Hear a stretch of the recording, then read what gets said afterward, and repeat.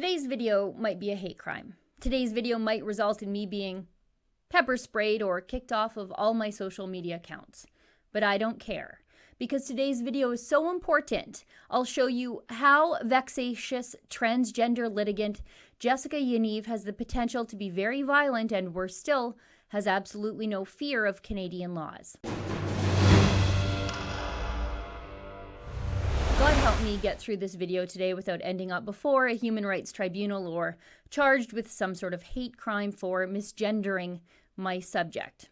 Anyway, Canadian friends, I know we've just wrapped up the July long weekend, but sometimes, even on a day off, work duty calls me.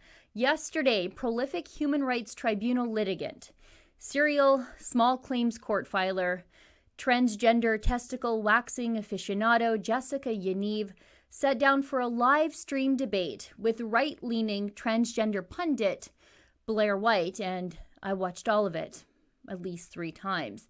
That debate has gone somewhat viral, I think, as I'm recording this video. The hour-long slow-motion train wreck discussion is somewhere near 600,000 views in less than 24 hours. And I call it a train wreck because despite Blaire's best efforts, it really wasn't much of a debate. It was a lot of Yaniv denying things that people have recorded evidence of him doing, including sending creepy and harassing messages to young girls and being some sort of menstruation fetishist in women's bathrooms and in women's change rooms.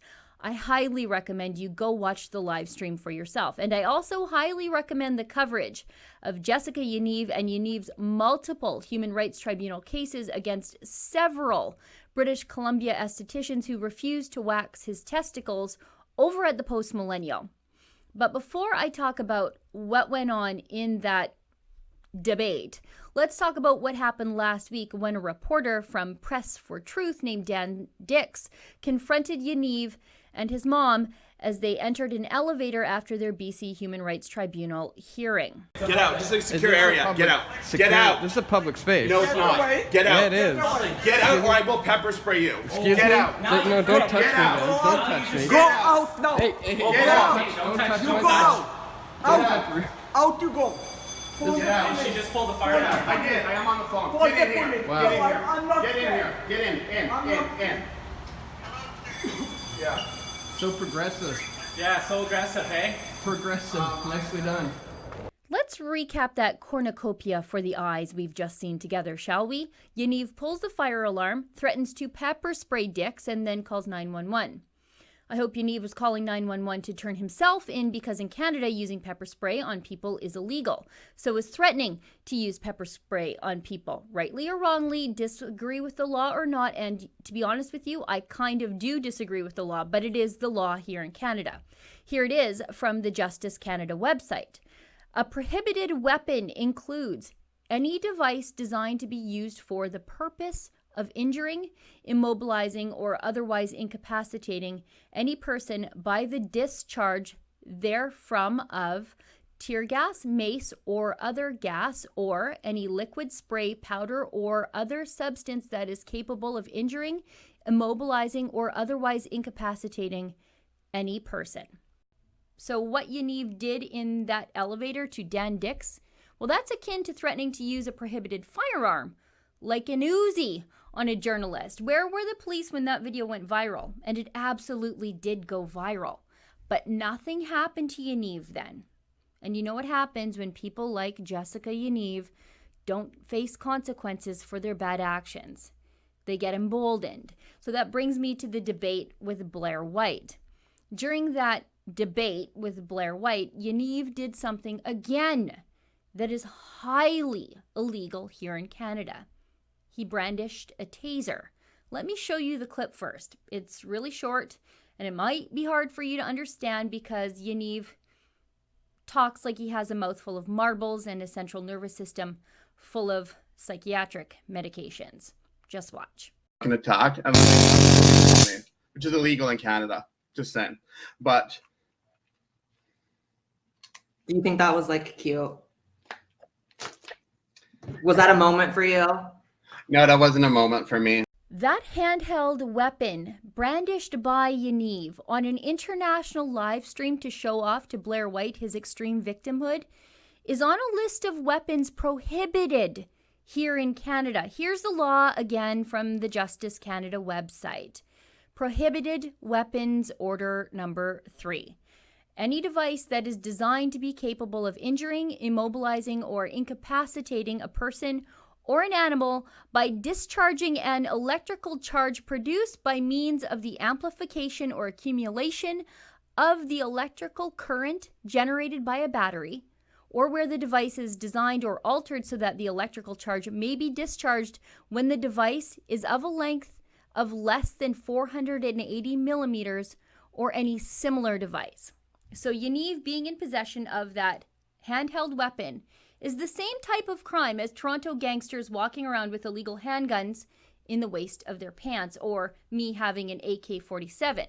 They're prohibited. You can go to jail for up to 10 years, depending on the law that is broken, like whether or not maybe you've just taken your prohibited weapon, a taser or pepper spray, into a public hearing for a public meeting, like a human rights tribunal.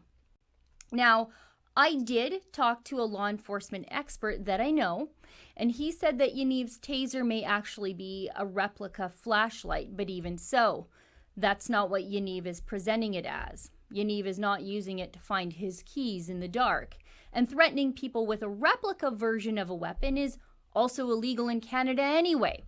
Yaniv admits in the live stream that he knows being in possession of a taser is illegal.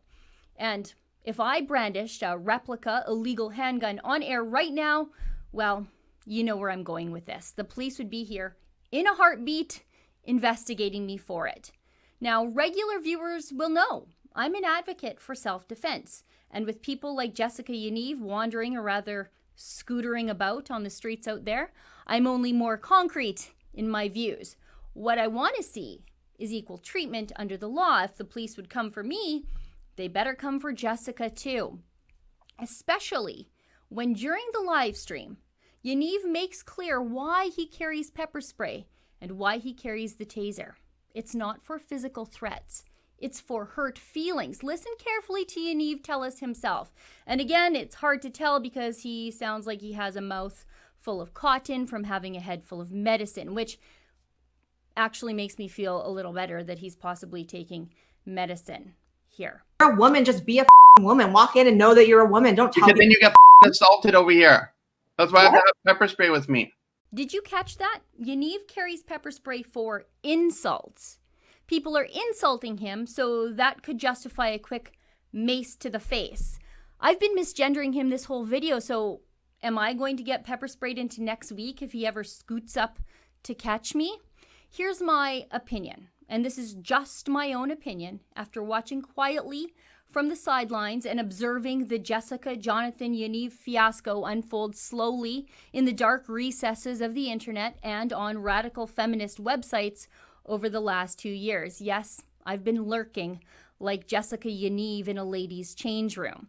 Yaniv is dangerous, and not just to the children he's accused of being inappropriate with, and not just to the teen girls he takes pictures of in ladies' washrooms.